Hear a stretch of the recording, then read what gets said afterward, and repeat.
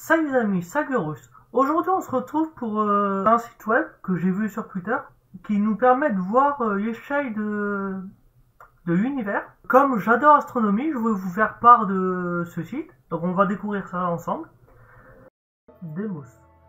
13 km. Deimos est l'un des plus petits satellites naturels connus. Vous pourriez en faire le tour en une journée. Enfin, si vous survivez dans l'espace, vous êtes muni d'une combinaison. En même temps, je me demande si vous pouvez marcher aussi vite dans une combinaison spatiale. Non. La comète de Halley. La taille de la comète de Halley est finalement assez petite. Par contre, sa queue peut faire plusieurs millions de kilomètres. La comète perd 10% de sa masse dans tout. La comète perd 10% de sa masse toutes les 100 révolutions. Phobos. 23 km. Oh, ça, je dis c'est une planète. Phobos est le plus grand des deux satellites de Mars. Pourtant, il n'est finalement pas si grand que ça. Saviez-vous que si vous étiez sur Phobos et que vous lanciez une bataille, la force de gravité est si faible que votre balle ne retournerait pas. Le Kruit. Compliqué. 5 km. Kruit est dessiné comme la seconde lune de la Terre, bien que ce ne soit pas véritablement un satellite de notre planète. En fait, c'est un astéroïde qui suit une orbite autour du Soleil semblable à celle de la Terre, effectuant une révolution en 364 jours. Oui, c'est plus que semblable dans un seul jour d'écart. Nix, 80 km. Nix est le plus petit satellite de Pluton, et son nom est le deuxième nom le plus court pour un satellite, après Io. Mais c'est qui trouve tous ces noms? Il s'en va être pour... Son nom provient de Nyx, il y a des grec de la nuit. Hydra, 100 km. Hydra est un des satellites de Pluton. Son nom provient du serpent à 7 têtes de la mythologie grecque, sachant que 2 têtes repoussent à chaque fois que vous en coupez une. Si vous voulez avoir n têtes, vous devez couper n-7 têtes. Alors, sachant que 2 têtes repoussent à chaque fois que vous en coupez une. Ouais, donc genre si tu coupes 2 têtes, on a 4 qui... t'as 4 qui poussent. Si vous voulez avoir n têtes, donc par exemple 10 têtes, il faut couper 10 moins 7, donc 3 têtes. Tu coupes 3 têtes, on a 10. Que tu coupes une tête, on a 2. Tu coupes une deuxième tête, t'en as 4. J'ai pas compris. Dysnomie. 150 km. Il y a Dysnomie et le seul le seul satellite de Iris. Il fut découvert le 10 septembre 2005. C'était un samedi. Bon, savez-vous que par ailleurs, une dysnomie est un trouble de la communication similaire à la dyslexie? Cérès, 950 mètres. Il ne fait bon vivre sur Cérès. C'est le plus grand astéroïde et il fut à l'origine du débat sur le terme de planète.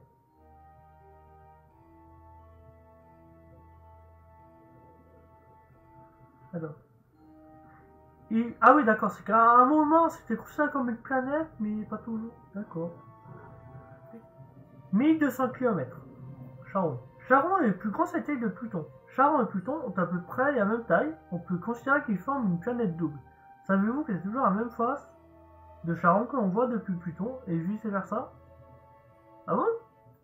J'ignorais ça. Kawar. Kawar est un objet extrêmement dense. Du fait de son cœur énorme, il est probable qu'il ait été encore plus grand par le passé. Il a pu être frappé par un objet de la taille de Pluton, ce qui aurait fait disparaître les couches supérieures. Sedna. Sedna a une orbite très elliptique. Il est tellement éloigné du Soleil qu'il lui faut 10 000 ans pour faire une révolution. Peut-être avez-vous remarqué que Sedna a l'envers fait Andes, la chaîne montagneuse la plus longue du monde, en Amérique du Sud. Les deux semblent d'un autre monde. Pluton, 2300 km. Pluton n'est aujourd'hui plus une planète. Mais pourquoi les gens s'en préoccupent-ils tant? Pluton n'a aucun sentiment, et même s'il y en avait, pourquoi se Pourquoi se soucierait-il de ce qu'on pense de lui des êtres humains? Passons, une officielle de Pluton est 134 340 Pluton parce que c'est une planète naine. Ah, d'accord. Bon, c'est original. Eris, 2400 mètres. Eris est la plus grande. 2400 km. Eris est la plus grande des planètes naines. Elle est même plus grande que Pluton, qui est aussi une planète naine. Elle est par ailleurs très loin du Soleil. Eris a un satellite nommé Dysnomie. Où se trouve Dysnomie? Je vais bien zoomer un peu. Ah oui, putain, c'est vachement logique. Cérès, on a fait. Alors, Europe. 3100 km. Europe est la plus petite des lunes galiléennes. Elle est recouverte de glace. Il y a des rayures mystérieuses qui parcourent sa superficie.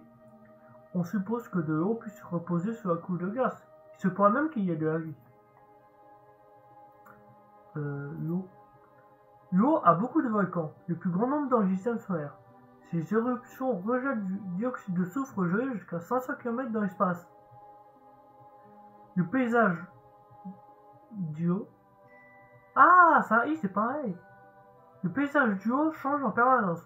D'une année sur l'autre, il ne sera plus le même. Ah, d'accord. Ouais, c'est original. Ganymède. 5300 km. Ganymède est le satellite le plus grand de notre système solaire.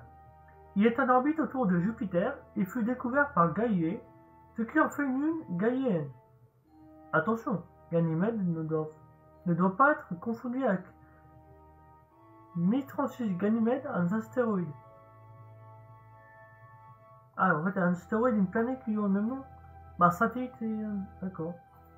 Callisto, 4800 mètres. Callisto est la lune galiléenne la plus éloignée de Jupiter et tourne en orbite bien au-delà des autres lunes galiléennes et se trouve frappée par la plupart des météorites. Tous ces impacts créent de nombreux, très nombreux cratères. Mercure, 4900 mètres. Kilomètres. Mercure est la planète la plus proche du Soleil.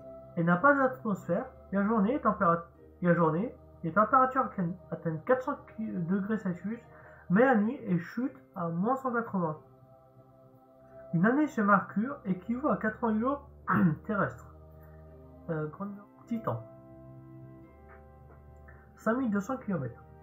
Titan est le plus grand satellite de Saturne. Son atmosphère très épaisse est principalement faite d'azote, tout comme celle de la Terre. Il y a des mers de méthane liquide sur Titan.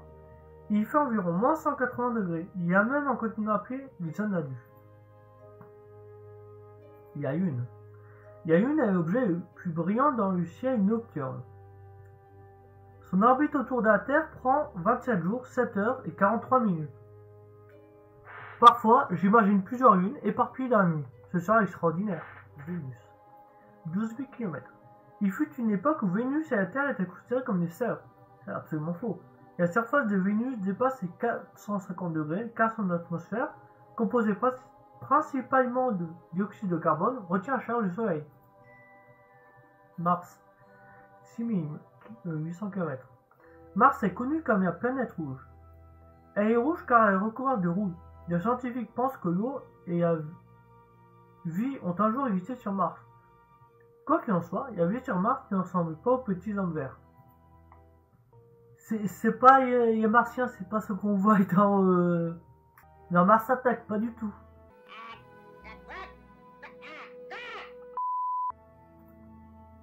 « 12 700 km, la Terre. La Terre est notre seule maison. En tant qu'être humain, on peut la voir immense. Mais il est important que nous en prenions soin. Lorsqu'elle aura disparu, nous n'aurons nulle part où aller. C'est pour ça qu'il faut faire gaffe à la nature, parce que il y en a, ils s'en foutent et c'est pur empire. Sirius B. Sirius B est une naine blanche. Elle est à peine plus grande que la Terre. Elle est difficile à observer car elle est masquée par la lumière de Sirius A. Sirius B est appelé le chiot. D'accord. Ouais. Monde de Minecraft. Attends. Un monde de Minecraft fait au moins 4 fois la Terre. Comprends entre les coordonnées plus 32 millions et moins 32 millions, le monde de Minecraft s'étend sur 124 000 km. Environ 130 quadrillions de blocs le recouvrent. Oui, il y en a qui sont mesurés, qui sont amusés à avoir les coordonnées. Ah ouais. Neptune. 49 000 km. Actuellement, Neptune est la planète la plus éloignée du Soleil dans notre système solaire. Il lui faut 164,8 années pour décrire une orbite autour du Soleil. Vous ne verrez jamais Neptune faire une révolution complète dans votre vie, à moins que l'espérance de vie augmente considérablement. Uranus. 51 000 km. Ouais. Beaucoup de gens trouvent que Uranus rime avec Anus. Ah, c'est drôle ça. Ah, c'est drôle quand même. Qu'est-ce qu'on s'amuse. Certes, mais il existe aussi bien d'autres et bien meilleures prononciations, comme septième planète. Je suis pareil, moi je suis causé à la France. Saturne. 120 000 km. Saturne a les anneaux les plus larges et les plus visibles du système solaire. Galilée, qui fut la première personne à découvrir ces anneaux, a d'abord pensé que c'était des oreilles. Est-ce que vous pouvez imaginer Saturne sans ses anneaux? Ce serait une grosse balle jaune. Gliese 229b. 110 km. Gliese 229b est une naine brune. Elle est en orbite avec une étoile naine plus grande. Gliese 229a. Qui doit dire ici, je pense. Gliese 229b pourrait être classée comme planète, mais elle est beaucoup plus dense que Jupiter. Sa masse est bien trop importante pour la considérée comme telle. TRES, je sais pas si on dit TRES ou TRS. 4. 229, ouais, 230 000 km. C'est la plus grande planète jamais découverte. Elle est à 1400 années-lumière. Aucun télescope ne peut aller à cette planète. On sait que cette planète existe simplement parce qu'elle est dans l'axe de l'étoile autour de laquelle elle tourne en orbite, affaiblissant ainsi la lumière de cette dernière. Wolf 150 000 km. Wolf 359 est une naine rouge, naine par rapport à une étoile normale. C'est la 6e étoile la plus proche de la Terre, après le Soleil Proxima Centauri, Alpha Centauri, ALB, et l'étoile de Barnard. Pour autant, sa magnitude apparente est de plus 13,5. Proxima Centauri. Il y a Proxima du Centaure. La Proxima du Centaure est connue pour être l'étoile la plus proche de la Terre après le Soleil. Son nom vient du mot proximité. Proxima Centauri est une petite étoile rouge. Malheureusement, elle est si peu brillante que vous aurez besoin d'un télescope pour la voir. La distance Terre-Lune, 380 000 km. La Terre et la Lune ne sont pas ici à l'échelle. Oui, bah ça c'est sûr. C'est un peu normal. Si la distance qui sépare la Terre de 1 mètre, la Terre fera la taille d'une pièce de 20 cm et la Lune celle d'un petit point. Ah ouais. Étoile de Capitaine. 420 km. L'étoile de Capitaine n'est qu'à 13 années-lumière, mais sa magnitude apparente est de 9. Il vous faudra des jumelles pour la voir. Il y a 10 000 ans, l'étoile de Capitaine n'était qu'à 7 années-lumière de nous. Ah d'accord, ça y va un peu. Elles ont peur de la Terre. Étoile de Lutène. Lutène. Il est 330 000 km. Ouais, l'étoile de Lutène est une naine rouge située à 12 années-lumière.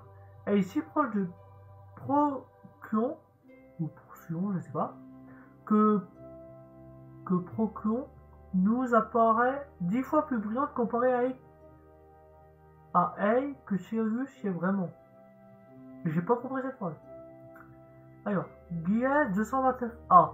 Gliese 229a est une naine rouge. Elle est un peu plus petite que le Soleil. Elle peut aussi s'écrire GJ229 ou GI229. Elle fait partie d'un système stellaire binaire, la seconde étoile étant Gliese 229b, qu'on a vu tout à l'heure. Alpha Centauri B. On va plutôt voir le A avant. Alpha Centauri A. 1 500 000 km. Alpha Centauri A est la plus grande étoile du système Alpha Centauri, composé de 3 étoiles, qui est le système le plus proche de notre système solaire. C'est aussi la 4e étoile la plus brillante dans le ciel. Alpha Centauri B. 1 million de km. Alpha Centauri B est la 2e étoile la plus grande dans le système Alpha Centauri. Son diamètre est d'environ 1 million de km, soit un peu plus petit que le Soleil. Alpha Centauri A et B sont tellement proches qu'elles apparaissent comme une étoile unique pour les terriens que nous sommes. Le Soleil. 1 400 000 km. Aussi appuyé Sol en latin, l'énergie solaire fournie par le Soleil rend possible la vie sur Terre. Le Soleil est 100 fois plus grand que la Terre. La Terre reçoit 20 000 fois plus d'énergie solaire par an que l'humanité en utilise. Sirius A. Et pas Sirius Black. Sirius A est l'étoile la plus brillante dans le ciel. Elle brille presque 2 fois plus que Canopus, sa suivante. Néanmoins, Sirius n'est pas une grande étoile. Si elle apparaît aussi brillante, c'est parce qu'elle est proche de nous, seulement 8 années-lumière. C'est moi ou c'est pas rond ça? C'est pas rond, on est d'accord. 2 600 000 km. Altaïr est un des sommets du triangle d'été, un triangle aigu. Tous les angles font moins de 90 degrés. Les 2 autres sommets sont Vega et Deneb. Comme de nombreuses autres étoiles, Altaïr tourne très vite sur elle-même, la rendant gonflée en son centre. Vega. 3 800 000 km. Vega se situe dans la constellation de la Lyre. Elle est un sommet du triangle d'été composé de Vega, Deneb et Altaïr. Vega est sur le Deneb. On l'a vu avant, je crois. Deneb, ça me dit un truc, on l'a plus vu avant, non? Ah non, bon. Vega tourne si vite sur elle-même qu'elle représente un renflement à l'équateur, mais comme on observe dans l'air de ses pôles, elle paraît ronde. Procyon. 2 900 000 km. Savez-vous que dans les 10 millions d'années prochaines, Procyon aura grandi 100 fois plus et sera devenu rouge? C'est parce que l'hydrogène qu'elle contenait est maintenant de l'hélium. Notre Soleil fera la même chose dans 2 milliards d'années. Régus. Ah oui, c'est nettement plus grand d'un coup. Régus tourne sur elle-même si rapidement qu'elle a une forme. Régus tourne sur elle-même si rapidement qu'elle a une forme d'une ellipse comme Vega et Altaïr. Si Régus tournait 16% plus rapidement, elle exploserait. Régus a aussi l'étoile la plus brillante de la constellation du Lion, qui comprend aussi Régus B et C. Pollux. C'est pas dans les... Je crois que c'est les personnages de l'Antiquité. Pollux et Rémus. Dans la mythologie grecque, Pollux est le frère jumeau de Castor. Ce sont aussi des étoiles dans la constellation des Gémeaux, un synonyme de jumeaux. En réalité, Pollux est une étoile seule, alors que Castor est formé de 3 étoiles binaires pour un total de 6 étoiles. Félicitations, ce sont des sextuplés. Spica. Spica est la 15e étoile la plus brillante dans le ciel et se situe dans la constellation de la Vierge. C'est en fait une étoile binaire à éclipse. Les 2 étoiles sont très proches et elles orbitent tous les 4 jours. Capella. Capella est une étoile binaire. Les 2 étoiles qui la forment sont des étoiles géantes de type G. La plus grande est représentée sur la gauche. Le Soleil est aussi une étoile du type G, mais située dans la séquence spectrale principale. Ensuite, il y a Albireo.